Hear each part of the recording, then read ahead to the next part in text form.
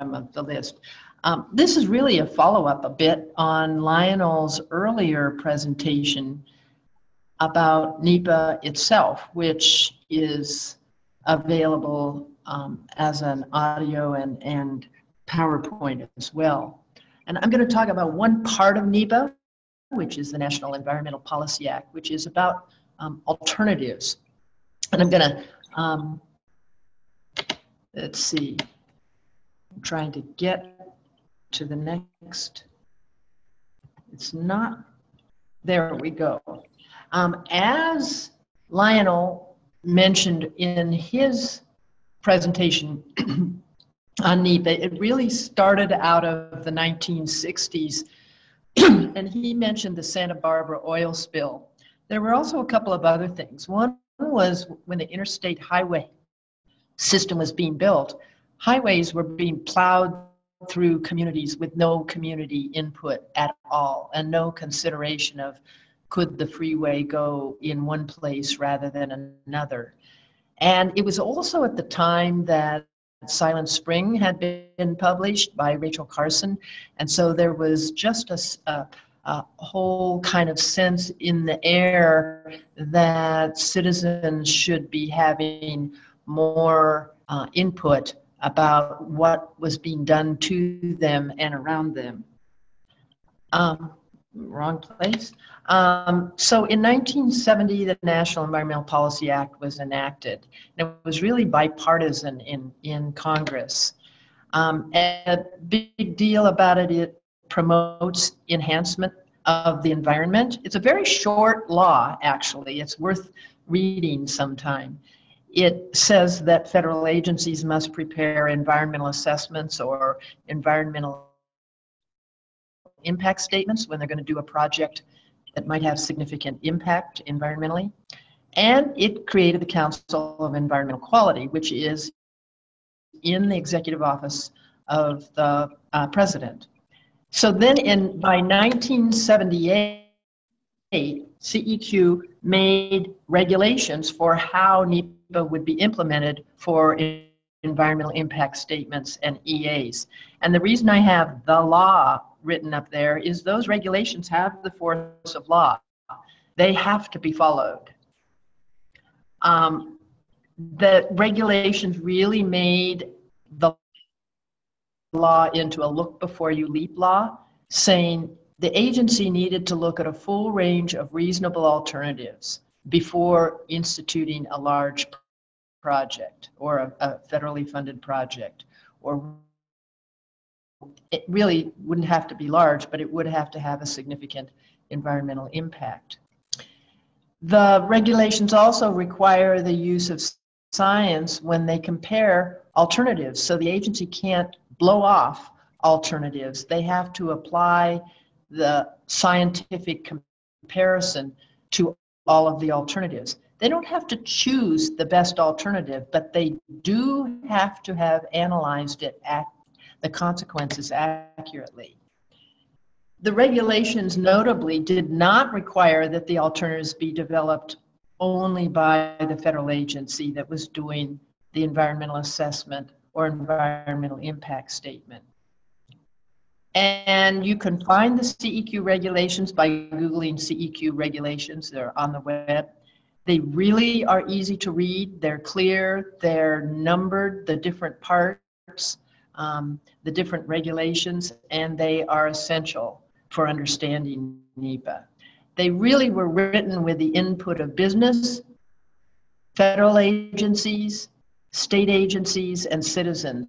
The Council of Environmental Quality went around and around and around with all those groups running draft after draft after draft. So what you have is an unusually clear, plain language set of regulations. So I'm going to start with some stories about where alternatives have been successfully inserted into citizen alternatives, have been successfully inserted into an environmental impact statement or an EA, and then later I'll go through the process. Really early, and my first introduction to it was with Region 6 Forest Service Oregon and Washington, after 5 losses in court for using aerial herbicides over clear cuts, and the aerial herbicides were hitting communities and streams and wildlife and domestic animals. And after losing court suits about how they were saying the herbicides were safe, I was working with Northwest Coalition for Alternatives to Pesticides based out of Eugene, and we said, okay, actually the Forest Service came to us and said, what have we got to do to not lose in court to you again? And we said, include a least herbicide alternative in the EIS for Oregon and Washington, because the courts had said you got to start all over and do an environmental impact statement on your herbicide program. And the upshot, it took a couple of years, but the upshot was about 90% of that alternative was adopted. And that was really the end of most aerial spraying by the Forest Service in Oregon and Washington. That sold me on the idea of writing alternatives, because NCAP wrote that alternative with in communication with the Forest Service. So then I still was living in Oregon, and in 1994, Hells Canyon National Recreation Area in eastern Oregon and western Idaho was going to do a new comprehensive management plan, which is like a forest plan or a BLM resource management plan. So we formed a group with 12 partners, organizations, and including 2 tribes, and we wrote an entire alternative for Hells Canyon National Recreation Area. The boating, archaeology, cultural resources, logging, grazing, everything, recreation, roads. And at first, the Forest Service didn't want to include the alternative. They eventually were ordered to by the Forest Service in the Washington office. And the result was they redid the environmental impact statement with that alternative in it, and major features were adopted out of that. It shut grazing in half of Hells Canyon, 250,000 acres. It closed 1/3 of the roads. It stopped more aerial runways, airplane runways in the canyon, and so on. So then the largest alternative I've worked on was back in 2003 when Manti-La National Forest and Dixie National Forest and Fish Lake National Forest were all going to revise their forest plan. We pulled together 13 conservation organizations, spent the entire year of 2004 writing every element of the entire forest plan as an alternative. And we submitted it at the last day of the scoping period, which is before the draft EIS comes out, was Christmas Eve, 2004. And we got that alternative in at 5:19 p.m. And then 5 days later in January, President Bush halted all forest planning, halted the forest planning rules, said there would be no alternatives, said there would be no standards. And subsequently that lost in court. Then the Clinton administration drafted, put forth some forest planning rules. That went to court and lost. And finally in 2012, a new forest planning rule was developed. But not was all lost by not having that alternative go through the system, because we used that alternative and have used it in the last 12 years in all kinds of environmental assessments and EISs, modifying it for specific EAs, vegetation projects, oil and gas, EIS, and so on. Over in Eugene again, there was 20 years, there had been a debate about whether to put a highway through the wetlands shown up in the map that are in West Eugene, and most of the wetlands have been developed in the Willamette Valley. And it had been batted around for 20 years. fights in the city. Twice the citizens had voted to put the 4-lane highway through the wetlands, but they had to go through NEPA. And we kept halting that because the purpose and need statement for the EIS was too narrow. It really said this EIS is about building highway from the west side to the east side of the wetlands. And that you can't do a purpose and need for an EIS that's drawn so narrowly that you can't have any alternatives. Well, eventually, in this stalemate, a group of businesses and government agencies and environmental organizations started discussions and started talking about bypassing, how to bypass those wetlands. And eventually the Federal Highway Administration just closed the EIS and said, we're not even going to have this EIS at all. End of project.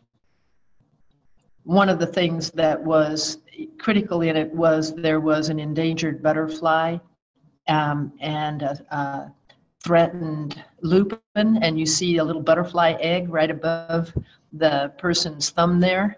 That little egg and that little butterfly was key in stopping that highway. I then moved over into Utah, and early on there, we saw problems with Tusher grazing allotments. And actually, I'm going to have to change that. It wasn't 2009 to 2010. Yes, it was. That's right. This was following an appeal of an environmental impact statement on 8 allotments, and the appeal resolution was that a collaboration would work on a better management plan for any 2 of the worst allotments, and the Forest Service could choose which 2 were the worst. And they did, and we met for 2 years, 2009 and 2010, and came up with a lot of changes in the 2 allotments. And if you can see this picture up on the left is a wetland where we took a picture in 2006, and by 4 years later, after it had been fenced off, is the same wetlands from the same location, and seeing the difference. A lot of changes were made, and I'm going to talk about that whole sequence later, and it's actually still an issue. Not having to do with anything I did, but in Western Colorado, there was a plan to put oil and gas wells and pumps up on top of the Roan Plateau, which is near Grand Junction. And there was a group called Rock the Earth, and they happened to have as a member a person who had worked in mining for many years and thought, you know, you don't have to go on top of the Roan Plateau. You could dig in from the side, do horizontal drilling, and not disturb this spectacular plateau. And at first, the court, the BLM, Bureau of Land Management, said they weren't going to even discuss the alternative, but that went to court, and the court said, sorry, this is a reasonable alternative, and it's different than what you, the BLM, have written. Go back and start over and consider this alternative. So the courts understand that regulation for NEPA, which says a full range of reasonable alternatives needs to be considered, is a law. It isn't just aspirational. This can happen with any federal agency. There was going to be a Great Salt Lake Freeway. It's still ongoing, the issues around it, but the freeway would go right through some migratory bird habitat, and a citizen-based alternative was drawn up that would really minimize that interference of migratory birds. And the Department of Interior wrote to the Utah Department of Transportation, said, you've got to look and work with these citizens. That alternative is reasonable and it's different than what you have. So that's the stories of alternatives, and here's the concept. The concept is there's an alternative to every bad project or project feature. And the reason I say or project feature is sometimes you're not going to be able to stop a project like oil and gas drilling in the Rhone Plateau area, but you can perhaps change how it's done. So you can both radically change a project, minimally change a bad feature in a project, whatever, with your alternative. And the concept is you are the federal agency that's really good. You become the Department of Interior or the Department of Energy or the Forest Service or the BLM. You think like that agency. You have the same budget, you have the same staff, you have the same laws to deal with, and then you imagine what you would do if you were taking care of the environment and communities. So instead of standing on the outside and saying, you should write an alternative that includes, you just write it as if you're the federal agency. And the huge advantage to this is your yes. You're not just, no, all your alternatives suck. Or no, you didn't listen to us. You didn't put in an alternative that has X. You just, your yes, this is what you could be doing and it would be better. So you need to write it so it has a chance. You don't write a wish list. You write it so it has a chance economically. Is it economically feasible? Is it psychologically a great idea? Does it appeal to people's sense of fairness? For instance, back in that Hells Canyon area, we kept saying, look, all of Hells Canyon is grazed. Can't half of it not be grazed? That just kind of appeals to people's psychology that you share. And then you think you've got to write it so socially. It's not too far a leap for people. It's the public, the media, even judges, if need be, can see that this is a reasonable alternative. And the concept is that when the idea is a good one and it's feasible, it'll generally be attractive. And a lot of people will say, well, but the agency doesn't have to choose that alternative in the end. But the fact is, they really fight getting alternatives included because they're afraid that people will like that alternative better. Mary? Yeah. John has a question to follow up some of the slides you just had. What about roads planned through wetlands around Utah Lake being made by Utah County? NEPA wouldn't apply, or would they because federal funds might be used? Bingo. Federal funds were going to be used. So it can be a state project, it can be a community project, it could be anything, but if it has federal funds being used in the project, then it becomes subject to NEPA if it could have a environmental impact.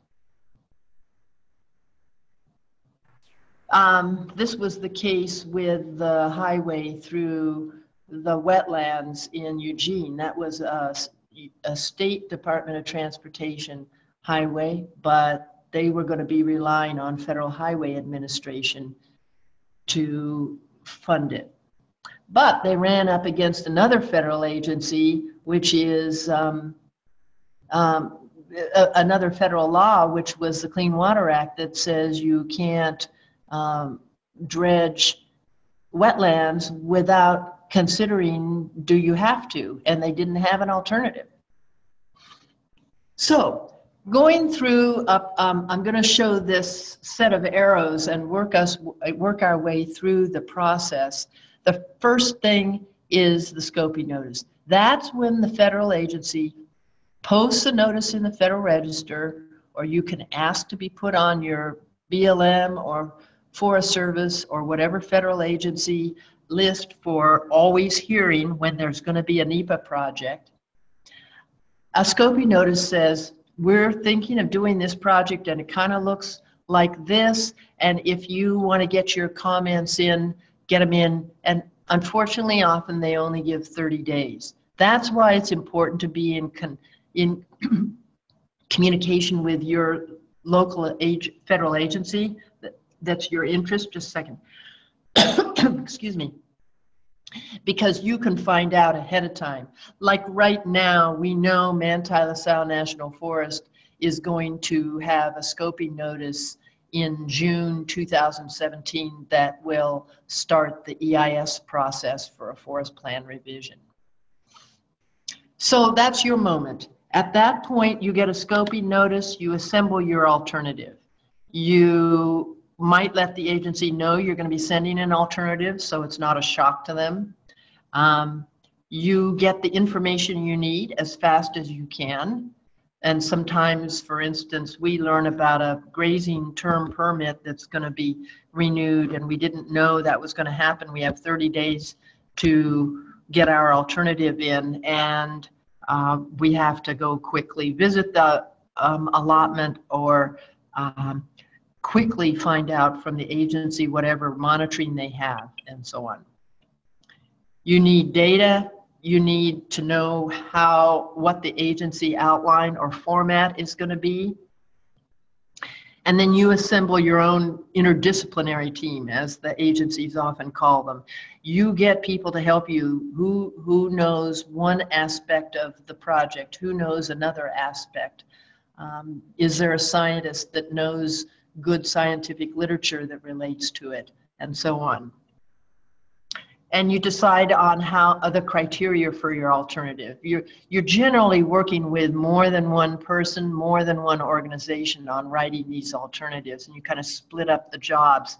But you decide together that your alternative is going to be reasonable, it's going to be feasible for the agency to do, it's going to be science-based, it's going to be cost-effective, least harm to the health and environment, psychologically attractive, and all around better. You might decide on different criteria, but those work for a group to work together pretty well.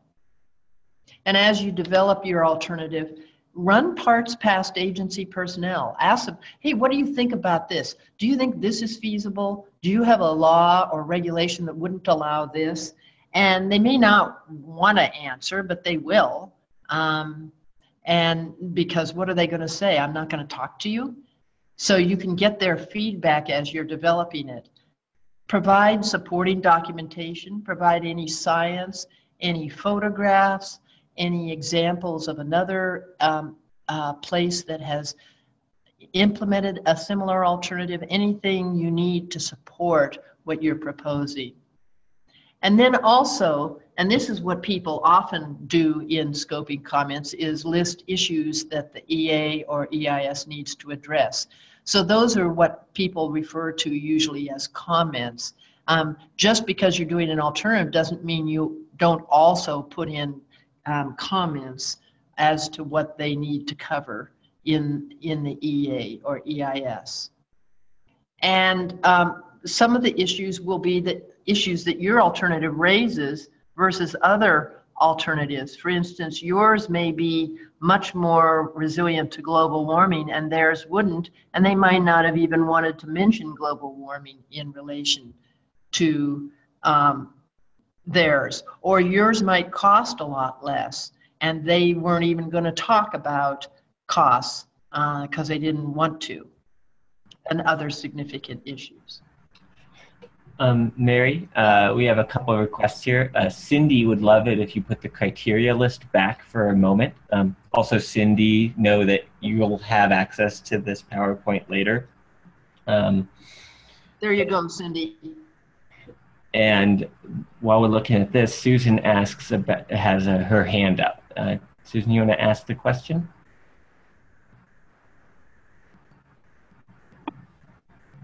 Are you still on mute, Susan? Yeah, no, I'm off now. It's on the next slide, and it's when you said run parts past agency personnel. Do you recommend that you start at the top, like the Forest Supervisor? Do you CC them? Can you request information from the lower down people in the National Forest? It's a good question. I think you want to start at the Forest Supervisor, let them know you're doing the alternative, and say, you know, we're going to want a little bit of feedback while we write this. We know you can't, you know, choose it without running this through the whole process, but whom should I be asking questions about? And then you find out from the supervisor who you could work with. Like I'm going to be mentioning, we're going to be doing a whole alternative for Manti-La National Forest. And we're going to work with Great Old Broads on that. But we know who the point person now is that we ask for information and communicate with. So what you don't want to just start with is your favorite person who's low on the totem pole and expose that person to difficulties for having communicated with you on the side, and B, if that person doesn't have a lot of clout in the forest, you may not get very far either. So good question. You want to start at the top. Okay, thanks. A good thing is your alternative puts you at the table. Ask for a meeting to discuss your alternative. Now, they can't meet with you a lot because of Federal Advisory Committee Act, where they're not supposed to meet repeatedly with an insider group, whatever.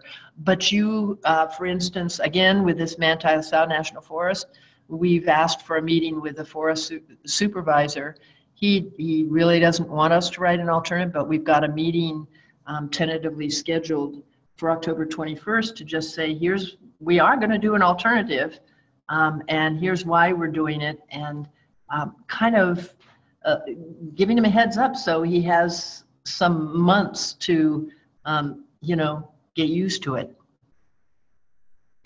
And you want to think about who else is going to encourage the agency to analyze your alternative. Probably some of you have heard of the Forest Restoration Initiative that a group put together about dealing with making ponderosa pine more fire safe against excessive fire. And they rounded up all the counties in Arizona in favor of it, and the state governor, and so on. So sometimes you don't have that luxury in Utah. It's hard to find government people that will be for it, but sometimes the agency listens to certain people more than others, and if you can be talking to those certain people about your alternative, that helps. The next step is the draft document comes out. That's either environmental assessment or environmental EIS. Environmental assessments tend to be about projects. Originally, they were meant to be, we don't think it's a significant alternative, but we'll do an EA to find out if there is any significant impacts. But now EAs are often used for projects that clearly have significant impacts, but they're not as large as an environmental impact statement project. So they kind of have been melded together. But at any rate, the draft will come out. And then what happened to your alternative in the draft? Did the agency analyze your alternative alongside the other alternatives? Was it analyzed well? Was your alternative eliminated from consideration in detail? They can do that, but they have to have a reason.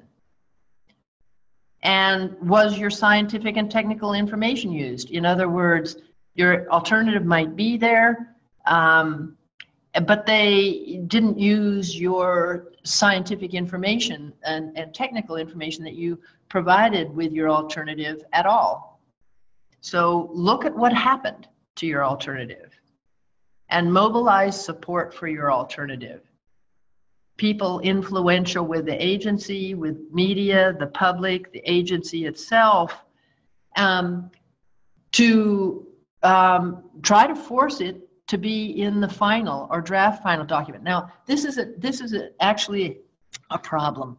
If they don't analyze it in the draft EIS, it cannot be part of the decision in the final EIS or EA. So you have to get it in the draft. If it's not in the draft, and it should be, you got to fight at that level. And we'll tell the story of that Tusher allotments as an example of this. So then the final or draft final document comes out.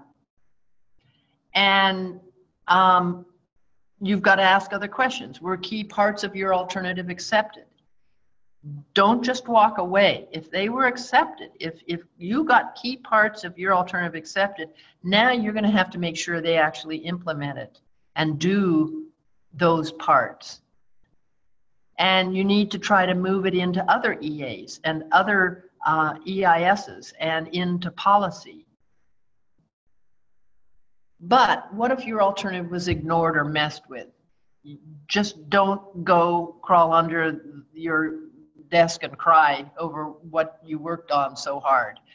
You can appeal or object, depending on what administrative process there is.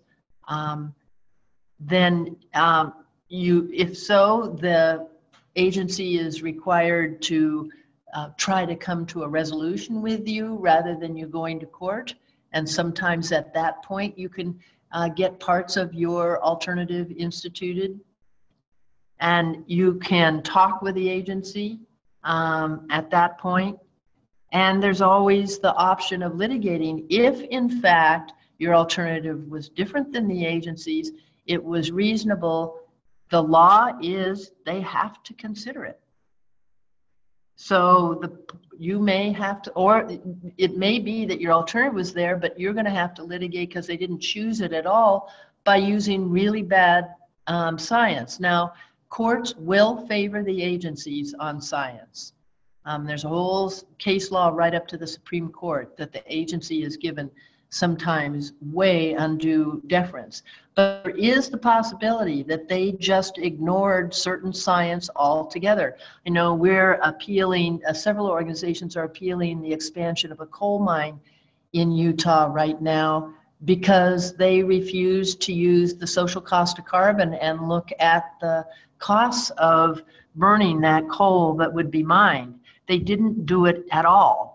It wasn't like they looked at the social cost of carbon and kind of messed with it, in which case you're probably going to lose. They didn't do it at all. And if nothing else, go for the next EA or EIS. We've been burned on some EAs, and then we keep putting in the reasonable alternative in similar EAs and say, we're not gonna, you ignored it last time, how are you not going to ignore it this time, or whatever. So you can start chalking up when they have been non-responsive and start going up the food chain to the regional office. We've gone up to the Washington office in DC. You pile up a few times, your forest or district have ignored you, and you just go above their head and start making the case that they're being non-responsive. Then there's the appeal or objection.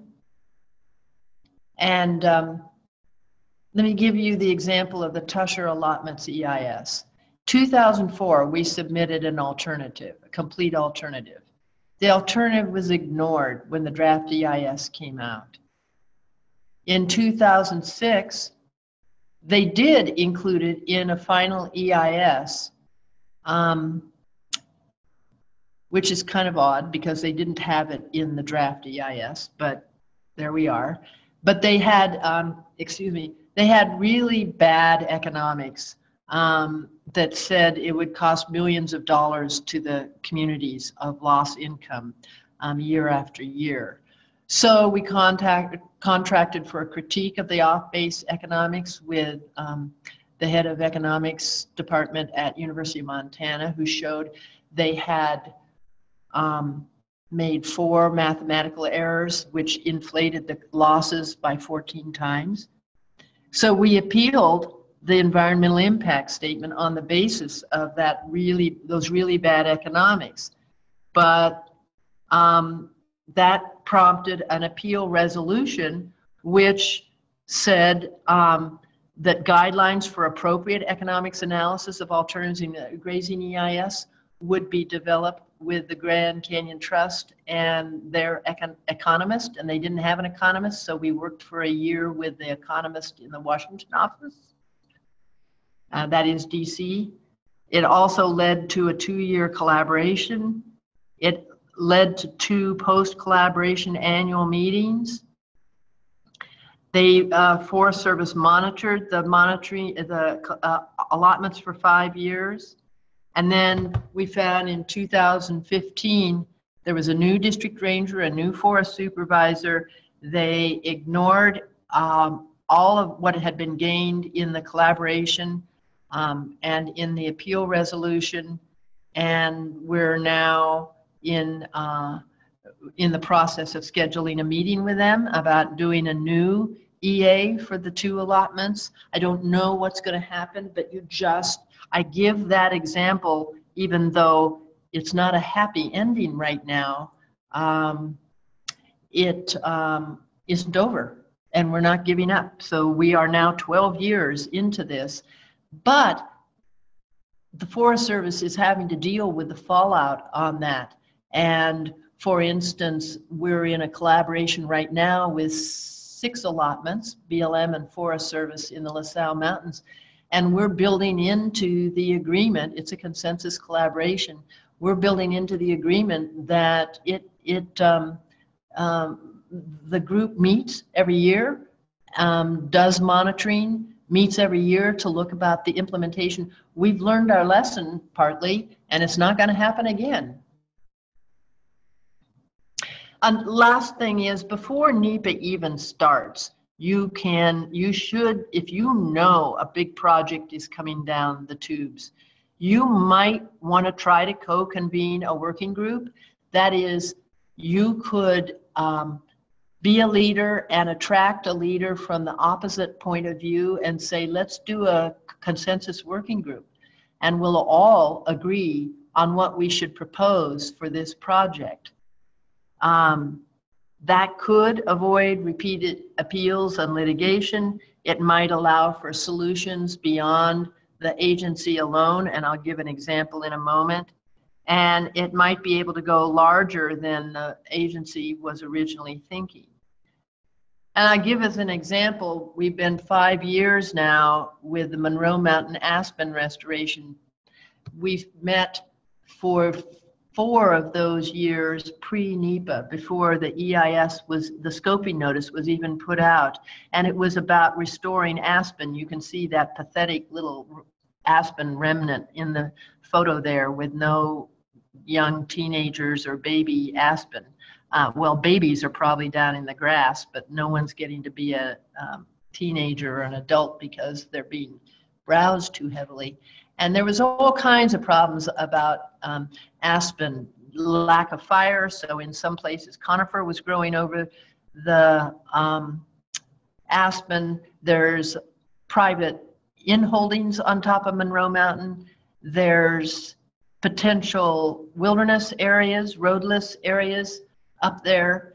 And there's goats and sheep and elk and deer and cattle. And so we got every problem you can imagine. But we can, the Grand Canyon Trust and the State Agriculture Department, the Grazing Improvement Program, became co-chairs, got 19 different stakeholders, including landowners, permittees, county, everybody together. We've been together for 5 years now, and we most of what our recommendations were adopted in a final EIS that was not litigated by anyone, and we're all hanging together to make sure it's all implemented. We have a field meeting coming up next month, for instance. It has attracted a lot of money in research, 5 years of research by Brigham Young University doing the research we wanted done.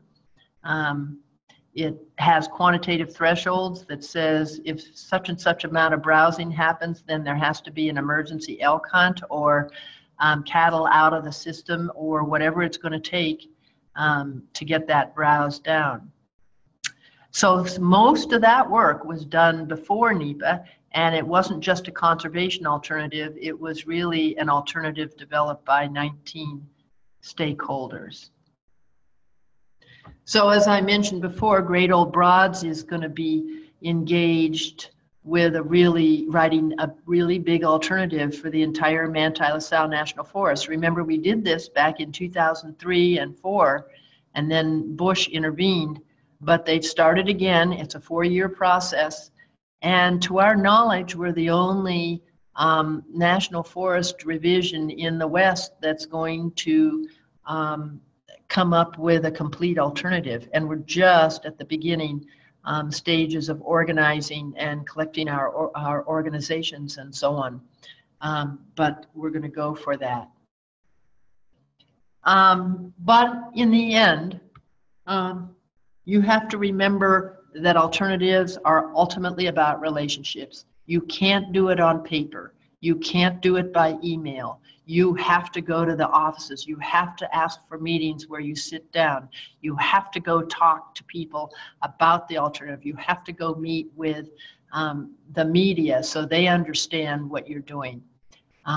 So the human element is really a time-consuming, but ultimately really satisfying part of it, because as long as your alternative makes a lot of sense to hunters, to recreationists, to all kinds of people, whoever might have an interest in the project, you need to be touching base with them in person, and is in the photo here. Whenever possible, it needs to be out in the field where you actually see the problems that you're dealing with. So that's what I have now. Is there any questions people have, or thoughts, or comments?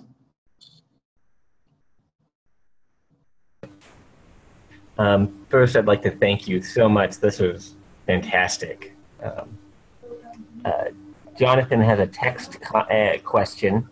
Maybe you can read it out loud to the group. My microphone is having some trouble. Let's see. I assume the more data and evidence you can provide, the more likely success. Oops, I can't read. Wait a second. I got to bring it over here. I can't read it all. Just a second. With a grassroots group. Jonathan, you can't get off of. I can say it. Yeah. How would a grassroots group with no money do all this work? Surveys, data collection, litigation, research, etc. Is this process only feasible for an NGO like Great Old Gods or Grand Canyon Trust? No, it's not possible only for large organizations. In fact, when we did the Hell's Canyon one, we were just a staff of 3. But we got a bunch of groups to help: Idaho Conservation League and the Wilderness Society and Nez Perce Tribe and Confederated Tribes of the Umatilla Indian Reservation, local environmental group, and so on. So the key is getting other people to help. And the key is to minimize the work that others have to do. So you need a point person.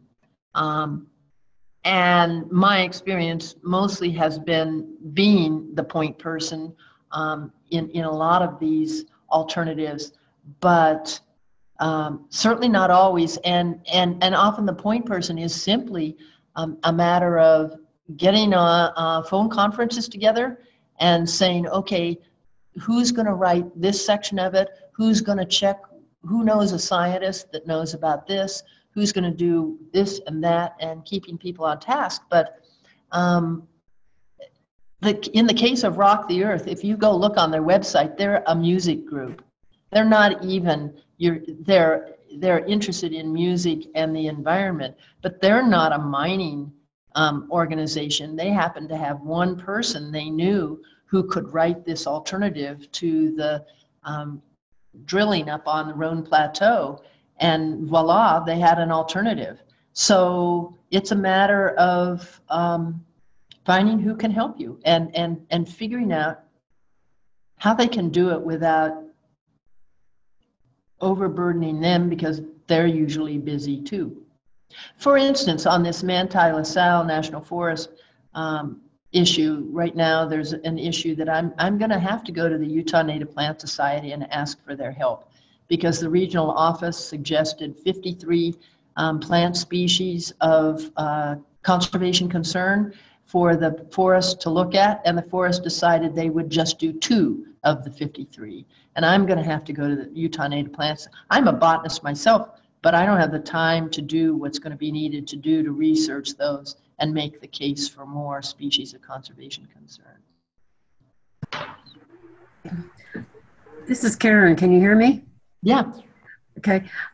Question on the funds involved. You talked about state and federal funds required this alternative or NEPA to be used. What if someone buys funds with private money through donations and they're buying public land?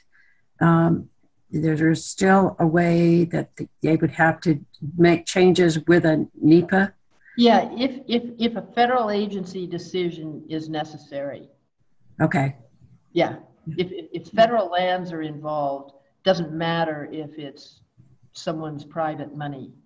Okay. Yeah. Interesting. Okay, thank you.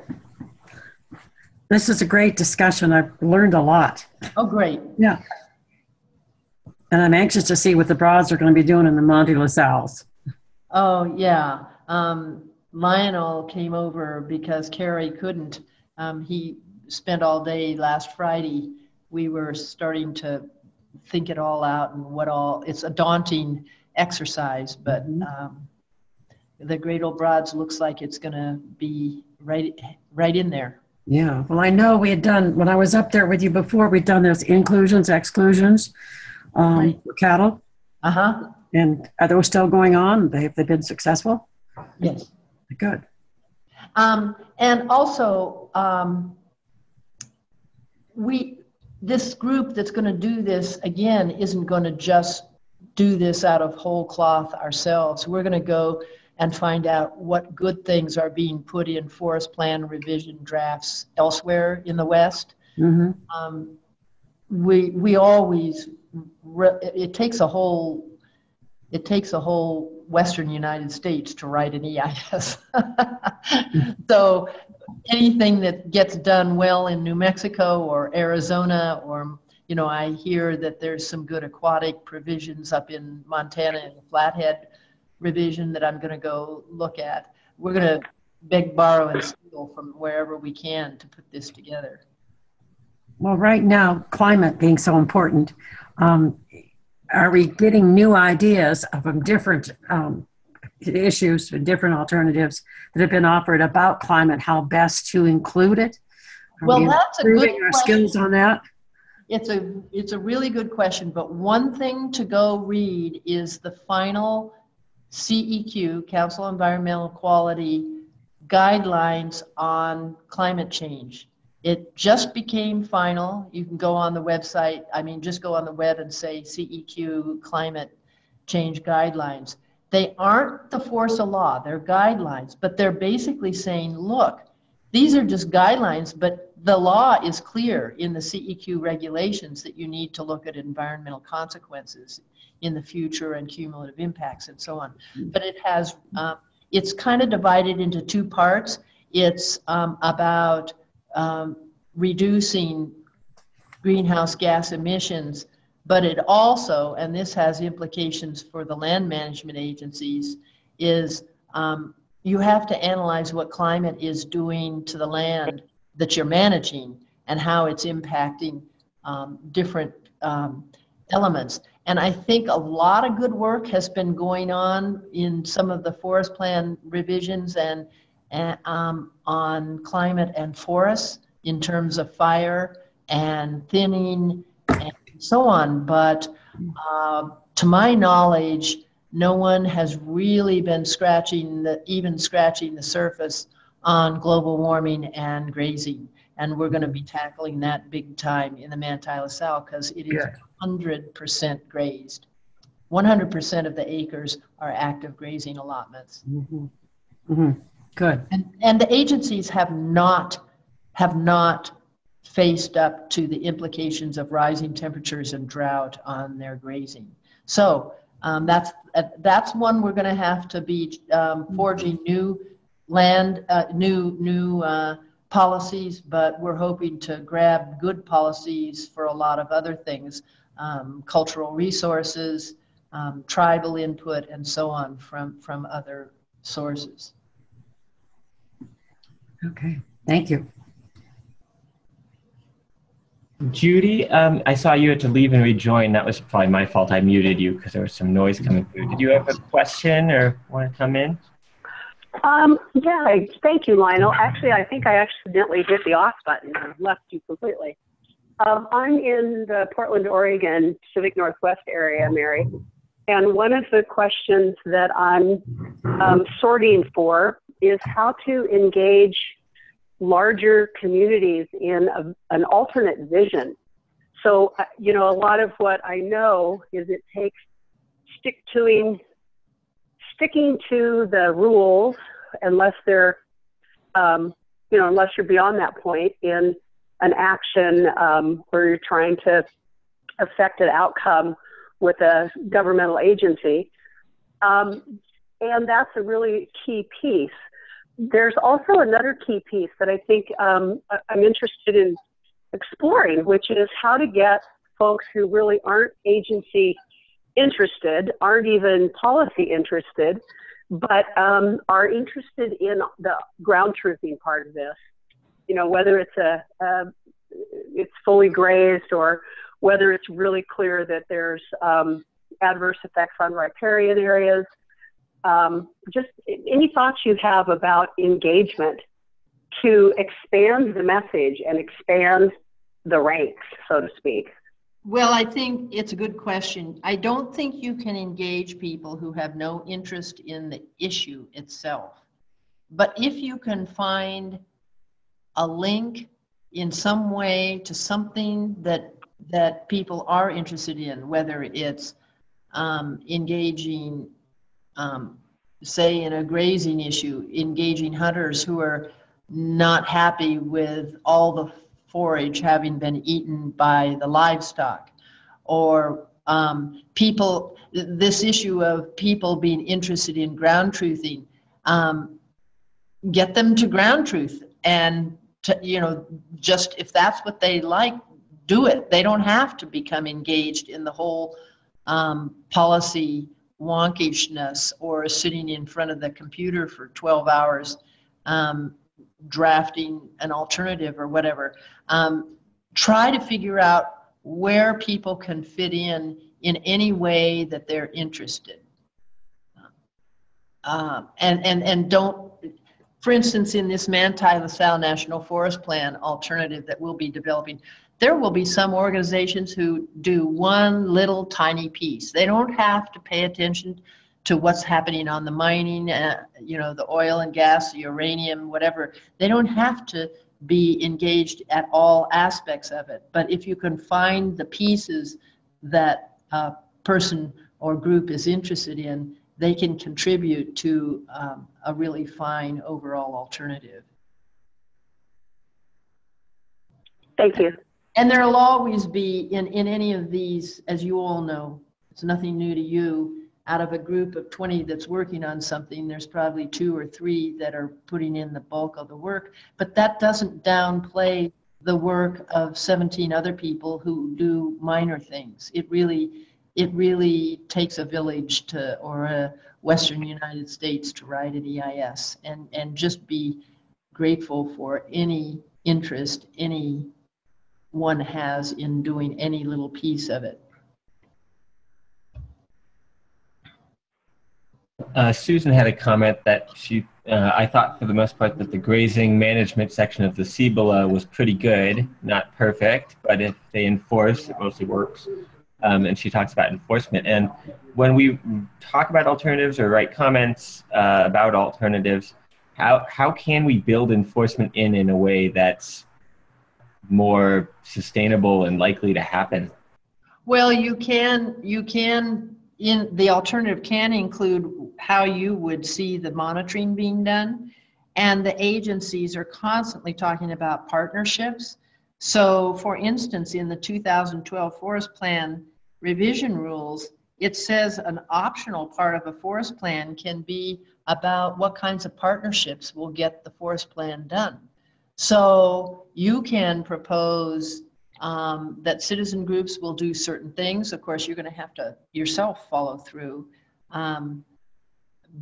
And you can build in that monitoring will be, you know, objective and repeatable monitoring will be considered by the agency no matter who does it. I mean, that's a That's a big thing to get the agencies over. You know, no, you don't have to use a Forest Service method to be objective and repeatable and scientific. And build that into the alternative, how monitoring will be done. I know in the case of Monroe Mountain, we have those quantitative thresholds for browsing of the aspen. And if those quantitative thresholds are exceeded, certain things have to happen. That's built into the EIS.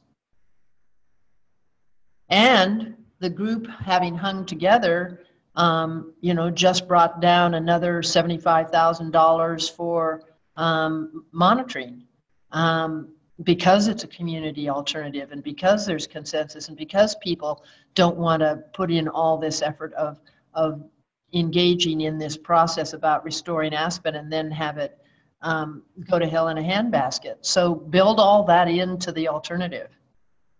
But you can't, what you cannot do is say, and the agency should monitor this and this and this and this. Face it that they have been reduced to almost non-existent in the field, you know, particularly in the summer when there's fires going on.